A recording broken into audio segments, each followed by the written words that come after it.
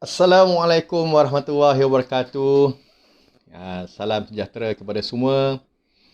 Okey, untuk video ini, PU ingin kongsikan kepada anda semua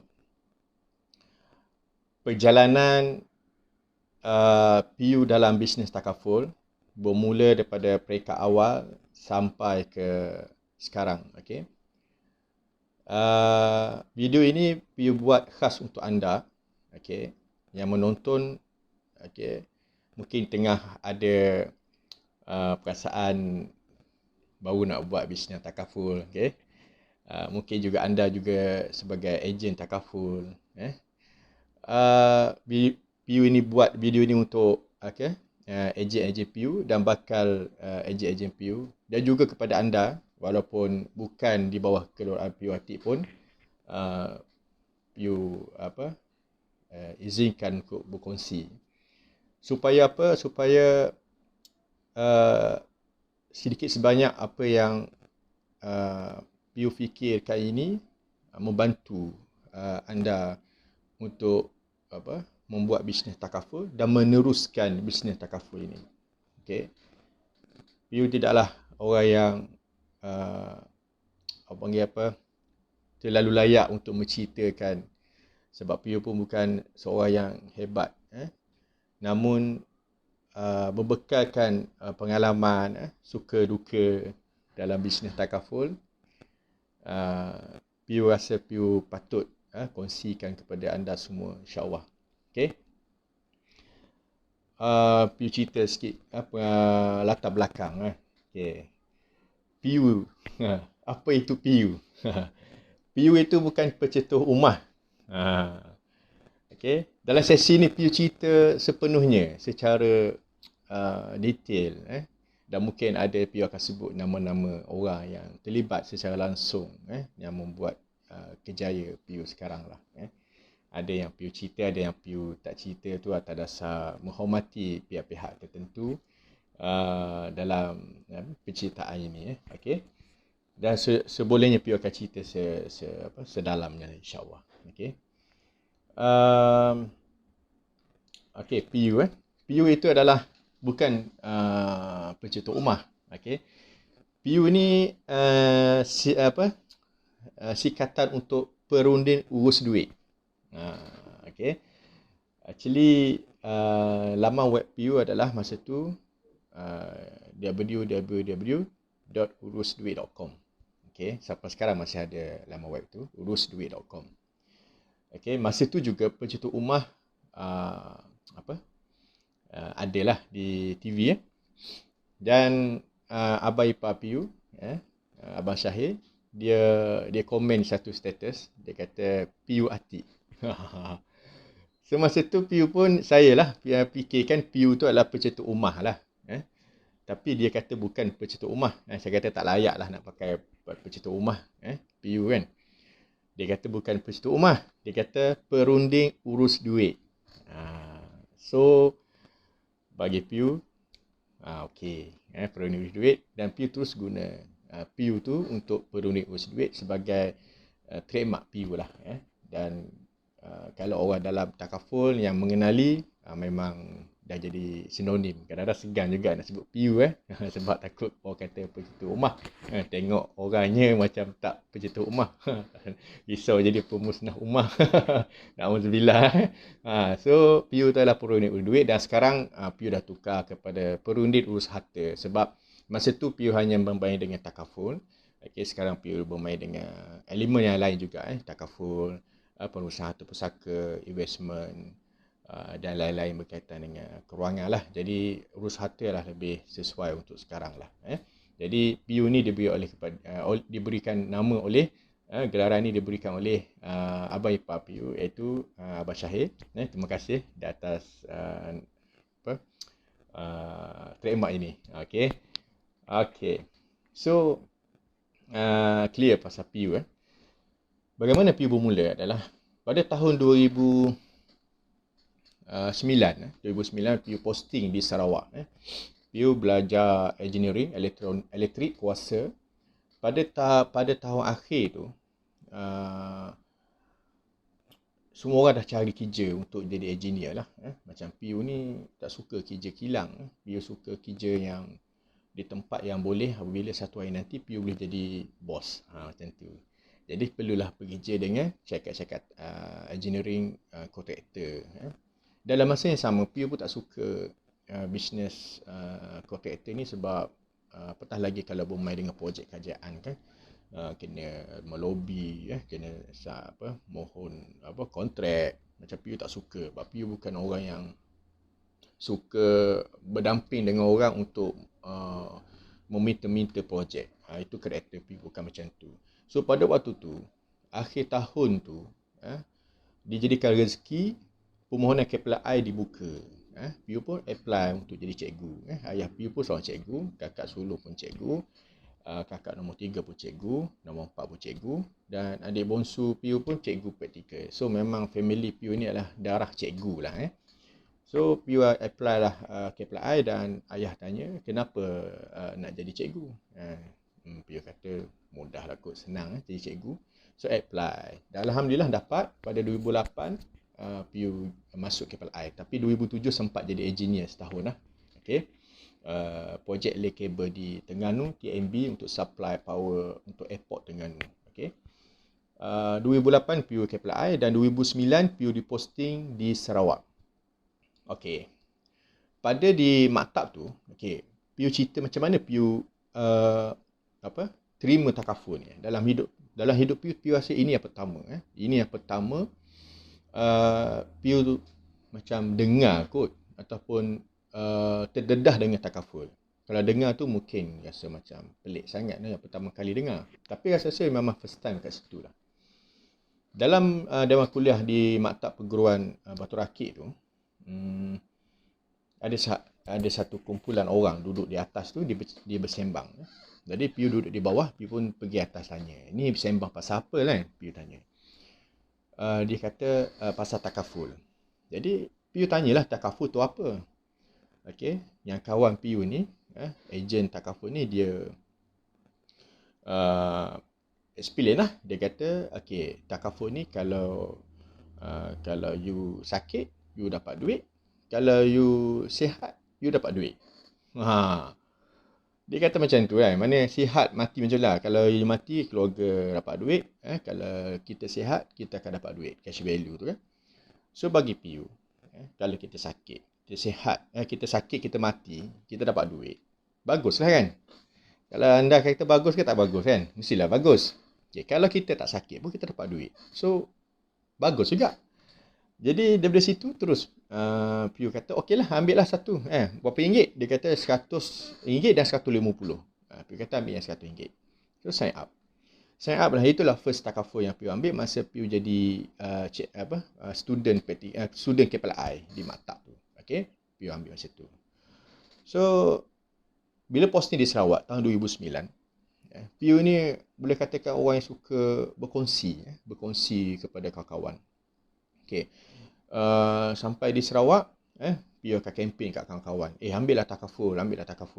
Kalau kau sakit, kau dapat duit. Kalau kau sihat, kau dapat duit.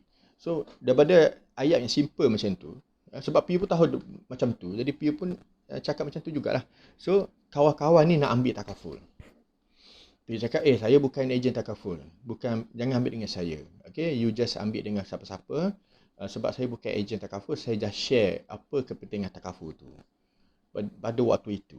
Dan ramai klien yang kawan-kawan PU ni ambil takaful disebabkan kempen PU ni. Masa tu kempen PU sekadar kempen lah, bukan ejen, bukan apa. Sebab PU bukan seorang yang suka menjual produk yang berkempen. PU tak suka.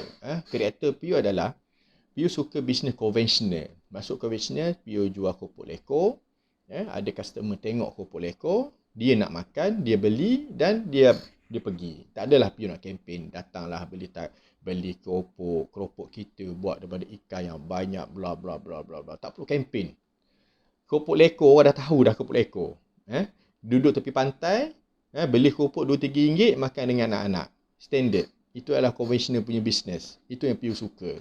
Tapi kalau takaful, datanglah ambillah takaful bla bla bla, bagus macam ni kempen. Betul tak? PU tak suka macam tu. Okey. Pada tahun 2009, dia rezekikan alhamdulillah, syukur kepada Allah Taala, eh PU naik, sekolah PU tu memang jauh ke pedalaman, tapi bukan pedalaman 3 lah, pedalaman 1 saja, layak untuk dapat elon kesusahan, susah hati, elon susah hati RM500 cikgu Dan naik bot, okey, bersama kawan-kawan cikgu, naik bot tu nama sungai tu ada buaya, ada buaya. Okey. Buaya duduk tepi tebing dengan mulut terbuka macam tu, tu pengalaman. Dan yang kalau PU ingat lagi, kawan PU Cikgu Farid kata, tak ada lagi aku tengok orang pakai kod, naik bot pakai kod pergi sekolah. masa tu pergi pakai kod. Wah, cikgu semangat nak posting kita tak tahu ke tempat tu macam mana, kita pakailah kod. Wah, sekali naik bot pakai kod. Lepas tu hujan, habis pasal. Itu pengalaman PU masa di Sarawak lah. Tapi PU suka di kawasan kawasan penempatan kaum Iban. Kaum Iban ni memang dia orang yang baik, hati yang baik, macam orang Melayu kita, dia baik, sangat-sangat seronok lah, satu pengalaman hidup yang indah lah, dapat berada di sana. Terima kasih kepada ibu-ibu, bapa-bapa dekat sana. Okey. Di Sarawak, masa tu dia cikgu di Sarawak tu, tak ada apa nak buat lah sebab dalam hutan. Mana keluar sekolah pun seminggu sekali je. Hari Jumaat keluar, hari Isnin masuk. Okey. Alhamdulillah ada internet. Schoolnet masa tu Schoolnet rasanya. Internet set tak ada kot, tak ingat lah. Mungkin ada, lupa. Tapi Schoolnet tu ada. Okey, apa yang PU buat? PU baca blog. Blog pasal passive income. Okey. Blog yang PU baca adalah PE 2020, Abang PE sampai sekarang pun masih aktif dengan rumah investment rumah, One Solution, Tuan Bri, Abang Handsome, dan juga What If All Along, kemudian dan baca pasal konsep Robert Kiyosaki, SBI. Totally masa tahun 2009, boleh kata 1 year tu, PU baca tentang konsep duit. Konsep duit, konsep kerja. Okey. Buku ini. Ini yang PU beli, Rich Dad Poor Dad, tapi ini bahasa Inggeris lah. Ada yang bahasa dalam bahasa Melayu. Okey. Robert Kiyosaki menceritakan tentang beza ayah kaya, ayah miskin. Dan konsep quadrant, 4 quadrant ESBI, employee, self-employed, business dan investor. Okay. So daripada konsep ni, dan juga dengan blok-blok hartanah yang PU baca, dia membawa kepada passive income. Okay. Daripada sinilah PU tahu pasal passive income dan active income. Okay. Apa maksud passive income? Adalah kita buat sekali dapat banyak kali. Okay. Dan PU terdedah dengan konsep income ni melalui sumber hartanah. Sumber hartanah, properties. Macam mana? Kalau ikutnya kita fikir, kita nak tak dalam kehidupan kita tak perlu bekerja, tak perlu bekerja tapi kita ada duit. Siapa yang macam tu? Bagi PU anak raja lah. Lahir-lahir tak perlu kerja pun dah ada duit. Sebab dia memang Perlembagaan Malaysia dah peruntukkan untuk anak-anak raja ni ada dia punya income dia. Betul tak? Dan mungkin je kita bapak kita jutawan. Lahir-lahir dah lahir atas duit kot. Tapi kita orang biasa. Orang biasa yang perlu kerja untuk dapat duit. Tapi kita nak keadaan kita tak kerja tapi kita ada duit. So dalam buku ni dia menceritakan macam mana kita nak tak kerja tapi ada duit. Secara tak langsung kita kena buat income, passive income. So daripada passive income tu, masa tu PU belajar sumber daripada hartanah. Pada waktu tu PU lihat gaji PU average cikgu 4,000 macam tu. Daripada hartanah ni PU rekaskan. Contoh PU beli satu rumah yang loan dia RM600. Dan PU sewakan kepada penyewa RM1,000. PU akan dapat positif cash flow RM400. Okey, dan impian PU hanya nak RM4,000. Jadi berapakah rumah yang PU perlu ada untuk mendapat passive income RM4,000? Cuba kira. Jawapan dia adalah 10.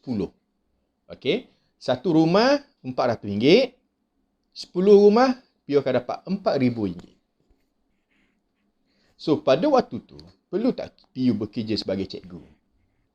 Jika PU nak income RM4,000 sahaja. So, tak perlulah. Sebab PU dah ada RM4,000 daripada hartanah. Inilah freedom. Betul tak? Jadi, berapa kali yang PU perlu bekerja? Hanya sekali saja, iaitu membeli rumah tu. So, kalau 10 rumah, 10 kali tu je lah. Lepas tu, just dapat duit. Cash flow daripada rumah tu. Setiap bulan, sebanyak RM4,000. Right. Tapi waktu tu, kalau PU nak kerja pun okey. Sebab gaji cikgu RM4,000. Passive income RM4,000, RM8,000. Tapi kalau RM8,000, PU belanja RM8,000. Jadi, PU tak boleh nak berhentilah kerja. Nampak tak? Jadi, kalau PU nak berhenti kerja, PU kena belanja dengan harga, dengan jumlah RM4,000. Okey. Dan daripada situlah, berbekas situlah semangat passive income ni kuat. Sehinggalah PU balik ke Penang. Tapak transfer ke Penang.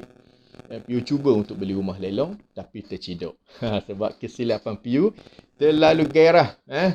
Nak menang rumah pertama lelong sampai bid menghampiri harga market. Dah belajar setahun. Tok Guru dah ajar, jangan tamak, jangan layan kita punya perasaan. Sabar, rumah lain banyak lagi. Tapi tak sabar. So, PU pun tercedok. Habis bayar macam tu je. 5% rumah masa tu. RM5,000 kot. Habis macam tu. So, maknanya nak buat rumah ni bukan senang lah. Bukan senang. Maknanya, tapi kalau betul-betul buat, insyaAllah boleh. Tapi mungkin PU tak mampu. Dan dipendekkan cerita. Pada satu hari, PU ni suka kalau lihat anak murid kita ni berbisnes. Okey? Anak murid kita berbisnes. Pada satu hari, murid tahun 6, PU tak ingatlah nama dia. Kawan-kawan dia cakap, cikgu, dia ni berniaga. Abang pergi tanya, siapa berniaga?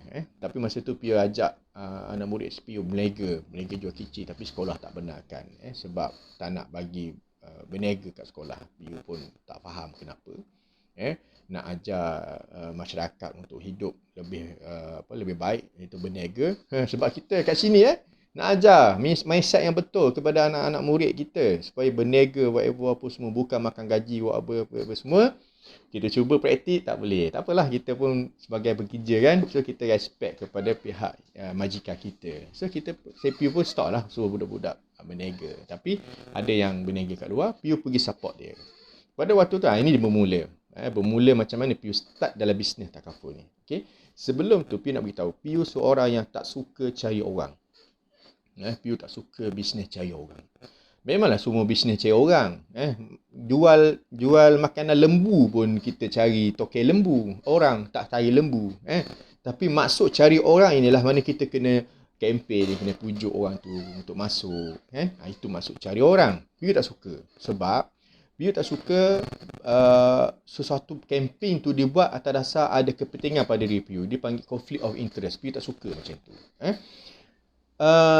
Adik PU nak buat MLM, macam-macam lah. Masa tu kecoh pasal MLM tak bagus.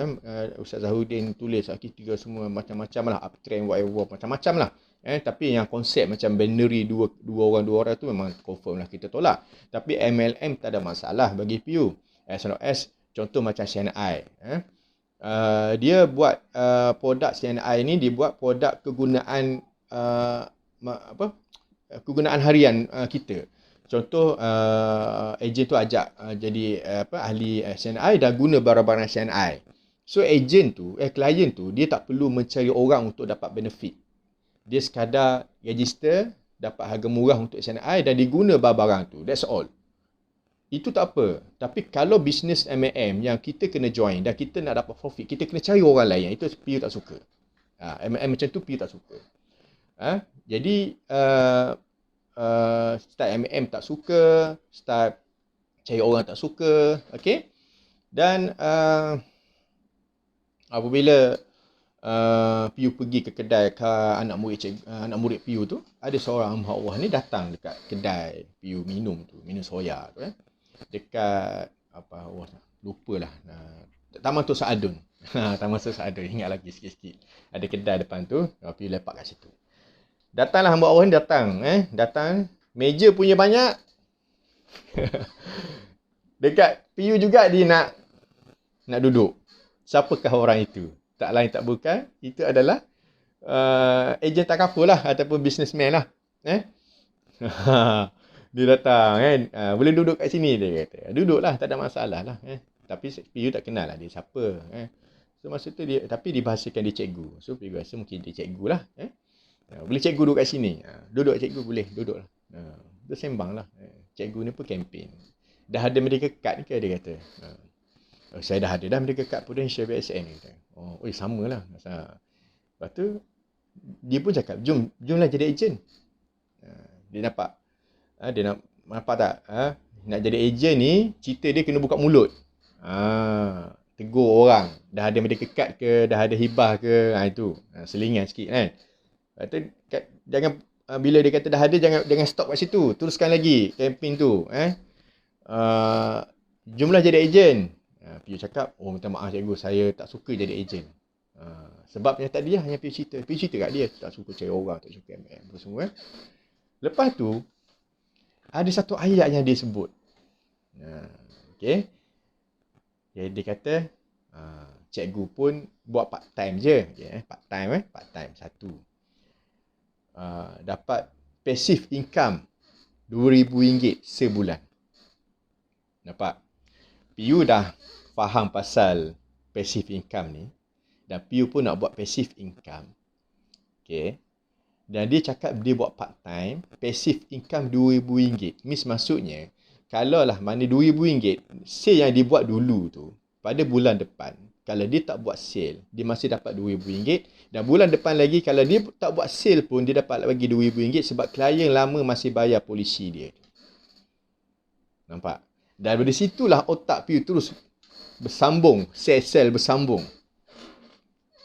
Dalam hati Piu cakap, aku pun buat part time. Part time Piu adalah tuition kepada anak murid-murid darjah 5, darjah 6. Lebih kurang 400 lebih Piu dapat part time tu. Tapi part time tu, income tu passive ke aktif? Aktif income. Sebab Piu buat pada bulan tu baru dapat RM400 lebih. Kalau tak buat, contoh balik cuti raya 2 minggu, cuti sekolah hujung tahun sebulan, tak dapatlah RM400 lebih. Sebab dia active income. Sekali buat, sekali dapat. Lepas tu tak dapat-dapat lah. Nampak? Tapi yang cikgu tadi, dia passive income. RM2,000. Kalau dia tak buat 2 bulan pun, RM2,000 masih masuk dalam account bank dia. So dari sinilah, terus otak Piu bersambung. Piu pun cakap, cikgu, dekat mana office yang paling dekat untuk saya pergi? Dia kata kat Pulau Tikus. Saya pun pergi. Piu pergi kat sana. Masa tu Prudential lah. Sebab memang Piu datang dengan Prudential. Cikgu tu Cikgu Sabri. Orang Penang kan orang Kedah. Duduk SP tak silap. Cikgu Sabri, kalau dengar video ni, terima kasih Cikgu Sabri. Kerana Cikgu Sabri lah membawa saya dalam bisnes ni. Cikgu lah orang yang bawa saya dalam bisnes ni. Terima kasih cikgu. Dan harap-harap kebaikan apa yang saya dapat, kelebihan kepada keluarga saya, dan saya bawa kepada orang lain, dapat pahala dari cikgu, insya-Allah. Sebab cikgu kan. Okay. Jadi bila dah pergi office tu, macam seronok memanglah ejen takaful ni, dia hidup dia memang havoc sikit. Nyanyi-nyanyi tepuk tangan kan. So macam seronok. Dia kata okeylah, nak buat lah. Piu pun pergi. Okay. Tapi masa tu Piu dah ada ejen kan. Dengan ejen Piu, junior Piu masa belajar dulu, Hilmi Nordin. So Piu cakap lah nak jadi ejen. Okay. Dan betul-betul lah transaksi, Piu buat keputusan untuk bersama dengan Al-Israq dan Prudential. Okay. Dan Piu masuk dalam Al-Israq. Okay. So setakat setakat waktu ni dah 24 minit video ni. Piu cerita, Piu kenal takaful pun dengan sangat-sangat simple like that. You sakit, you dapat duit. You tak sakit, you dapat duit. Simple itu saja Piu boleh accept, terima dalam kepala otak ni untuk ambil takaful. Kenapa Piu tak boleh nak fikir kenapa orang lain dah kita bagi macam-macam, masih tak terbuka minda. Piu tak boleh nak fikir macam mana. Tak tahulah. Itu kena usaha lebih lagi lah untuk kita buka minda orang. Alhamdulillah lah Piu dengan semudah itu. Dan bila dapat tahu pasal passive income, buku ini, walaupun Piu menolak untuk bisnes cari orang, tapi Piu terima. Kenapa? Piu menolak tapi tidak dah sampai tahap membenci. Bila kita nak sesuatu dan kita tak ada pilihan, so kita kena buat apa yang kita ada. Right? Contohlah, Piu selalu sebut, kalau kita ada seorang yang kita sayang, contoh adik kita duduk dalam rumah tengah terbakar. Kita sayang adik kita ni. Hanya satu cara saja untuk selamatkan dia, iaitu kita masuk dalam rumah tu, ambil dia dengan penuh risiko. Siapa nak masuk dalam rumah penuh api membara? Tak ada. Tapi kalau itulah satu caranya yang kita boleh selamatkan adik kesayang kita, kita buat tak? Kita buat. Tanda sayang. Betul tak? Jadi kalau kat sini, sama juga. Kalau Piu nak buat passive income, tapi nak buat kat properties, mungkin Piu tak mampu. So, ada satu pilihan, iaitu dia dengan bisnes takaful. Dia mudah dan senang, easy. Mudah, senang, easy sama je. Tapi nak beritahu yang mudahnya bisnes ni, supaya kita boleh buat income passive, Piu sambut. Piu terima. Dan bila dah buat, first income masa tu RM500. Banyak RM500. Lebih dah daripada income aktif part time Piu 400 lebih tu kan. Kalau RM5,000 sedap kan. Lepas tu terus buat. Just campaign kat Facebook. Alhamdulillah kawan-kawan Piu sangat supportive. Dia ambil dengan Piu. Alhamdulillah, terima kasih kepada klien-klien. Kawan-kawan sekolah-sekolah lama lah. Sekolah Rata Abang, sekolah Sultan Sleman, sekolah teknik. So, mereka support Piu untuk ambil polisi dengan Piu.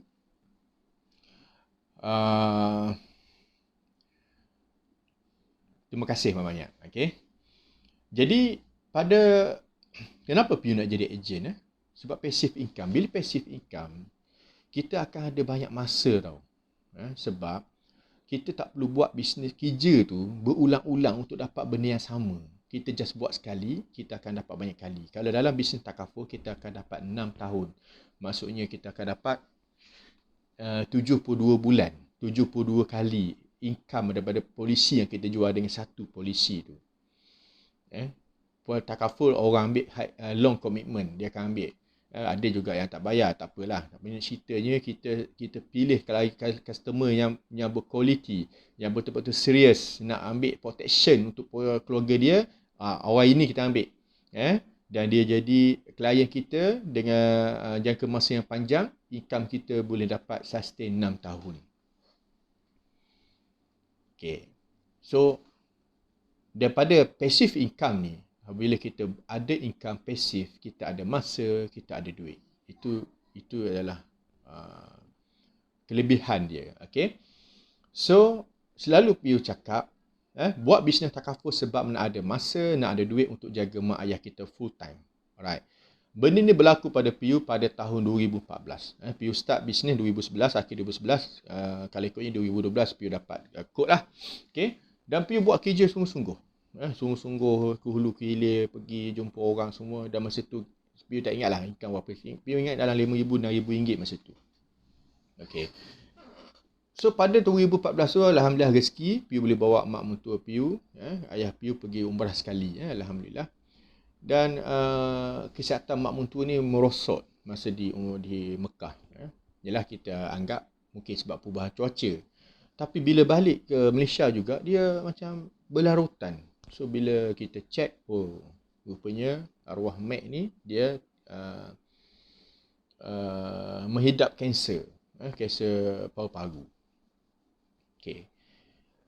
pada waktu ni kita sebagai anak, menantu ke anak ke, samalah anak juga kan.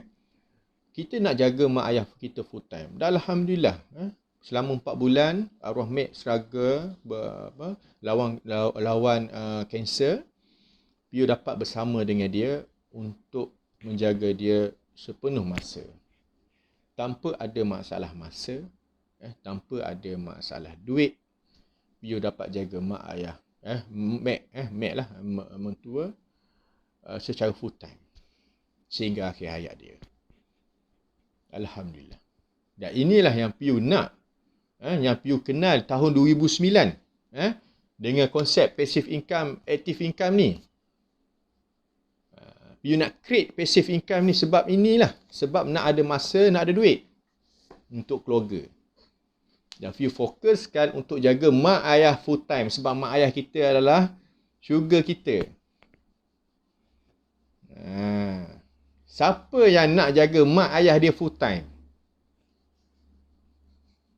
Kalau tanya semua kata nak. Tapi boleh tak? Kalau buat active income tak boleh. Sebab kita nak duit, kita kena kerja. Membuatkan kita tak ada masa. Okay, kalau kita tak pergi kerja, ada masa tapi tak ada duit. Hidup yang best ni, hidup yang best, ada duit, ada masa. Ada orang tak ada masa, tak ada duit. Ini lagi teruk lah. Mudah-mudahan kita dijauhkan benda. Tak ada masa, tak ada duit. Ada orang ada duit, tak ada masa. Ada orang ada masa, tak ada duit. Kita nak ada masa, ada duit. Okay.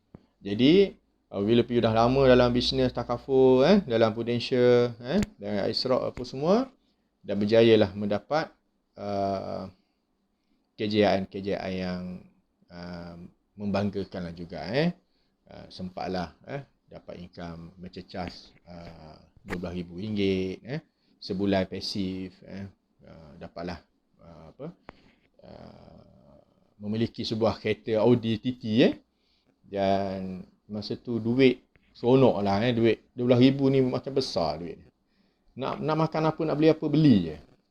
Macam tu. Tapi pada peringkat selepas beberapa tahun, dah